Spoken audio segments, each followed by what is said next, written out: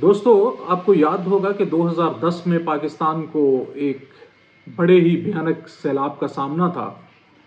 اس سیلاب میں سینکڑوں لوگ مارے گئے، ہزاروں بے گھر ہوئے، لاکھوں ایکڑ زمین برباد ہوئی، گھر ملیا میٹ ہوئے، بہت کچھ اجڑ گیا۔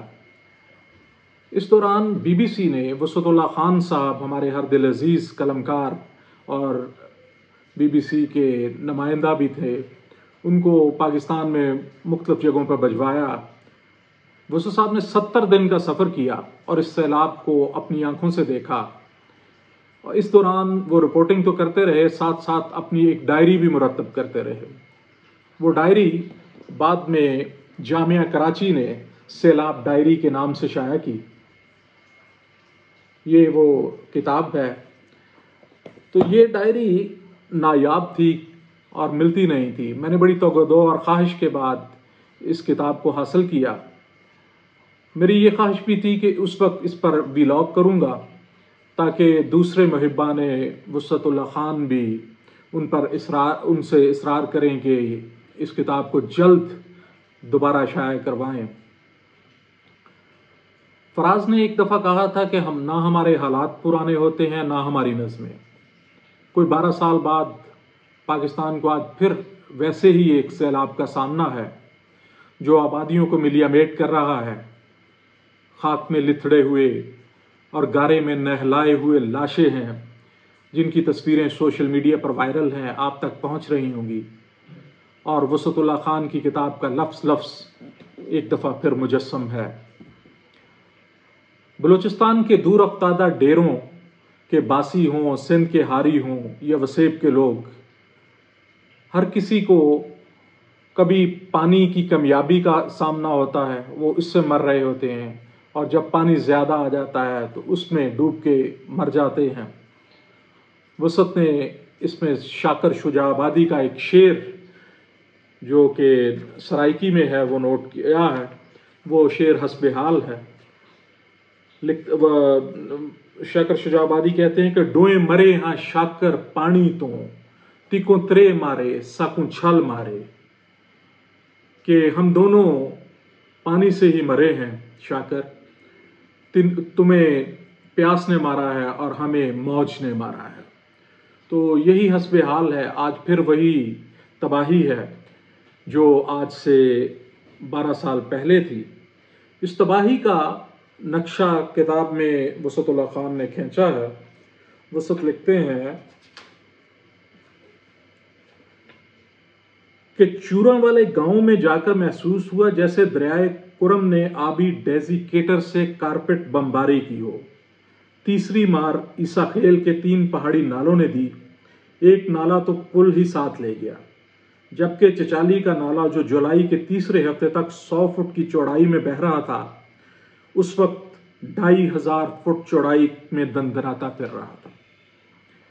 جب کوئی کسان شکوہ کرتا تھا کہ پانی اپنے ساتھ زمین لے گیا، تو میں بھی دیہی ماحول سے نابلد نیم خواندہ شہری تہذیب کا رکن ہونے کے ناطے سمجھتا تھا کہ غالباً کسان صاحب یہ کہنا چاہ رہے ہیں کہ سیلاب ان کی فصلیں لے گیا۔ بھلا پانی زمین کیسے لے جا سکتا ہے؟ لیکن جب میں نے چچالی کے پہاڑی نالے کی تباہ کاری بچشم خود دیکھی، تب معلوم ہوا کہ زمین کا غائب ہو جانا کیا ہوتا ہے۔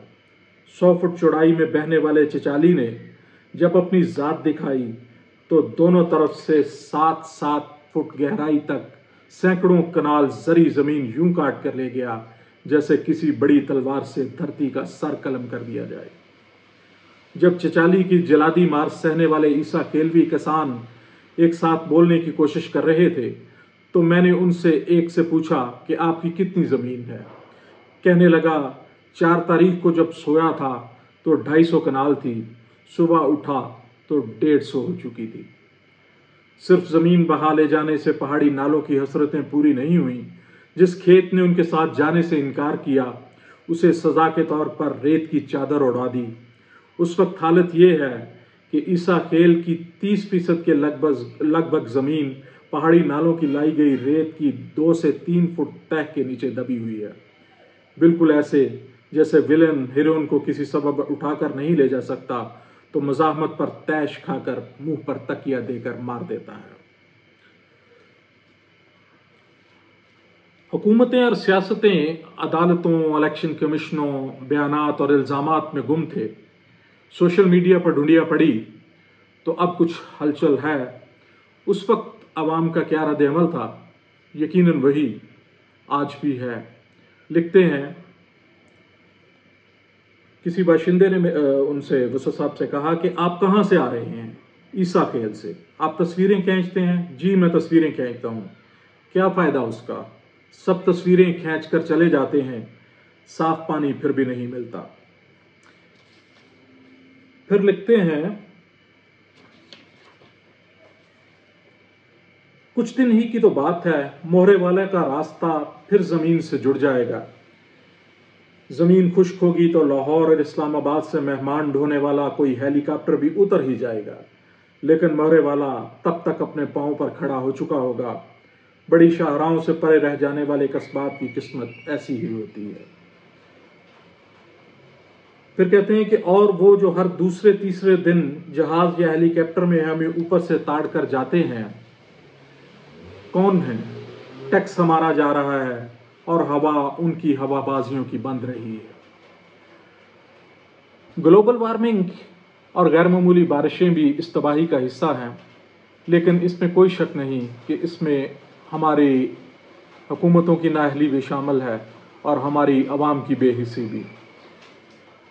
آپ کو شاید کچھ عرصہ پہلے پاکستان کے ایک اخبار میں شائع ہونے والے اشتہار کا وہ تراشا یاد ہو، جس میں کسی نے یہ اشتہار دیا تھا کہ راوی کنارے پلاٹ فروخت کے لیے دستیاب ہیں۔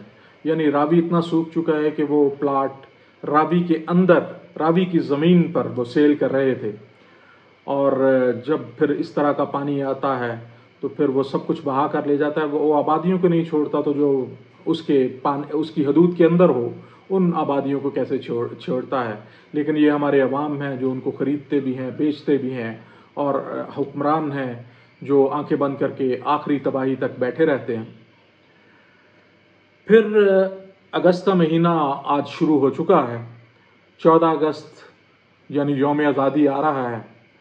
2010 کا وسط کے قلم سے لکھا ہوا ایک واقعہ سنیے، اور ہم زندہ قوم ہیں کہ ترانہ سننے کے لیے تیار رہیں۔ وسط لکھتے ہیں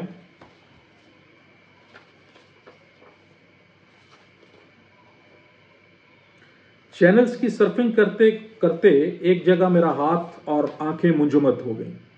پانی سے ایک شخص نکل رہا تھا، اس کی گود میں بچہ تھا جو دیر تک پانی میں رہنے کے سبب ٹھٹھر رہا تھا اور گرمی کی تلاش میں بار بار باپ کے سینے میں سر دے رہا تھا۔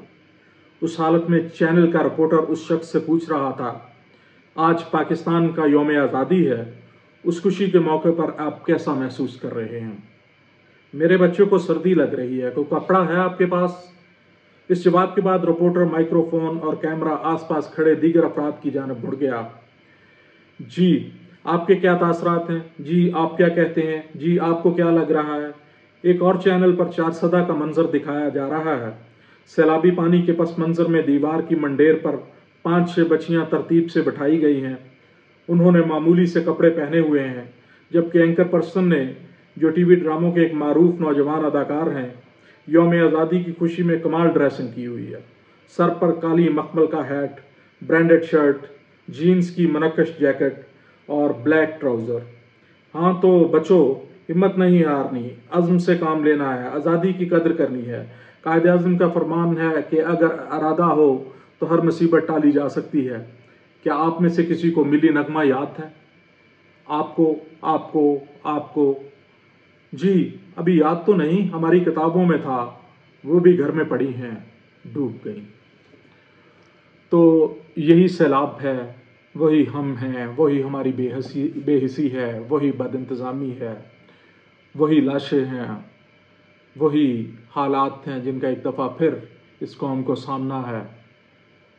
دیکھیے کتنی لاشیں ہم گنتے ہیں، سکر بیراج سے کتنی برآمد ہوتی ہیں، بلوچستان سے کتنی برآمد ہوتی ہیں، سندھ سے کتنی نکلتی ہیں، وسیب سے کتنی نکلتی ہیں، ان لاشوں کو گنتے ہیں۔ اللہ حافظ۔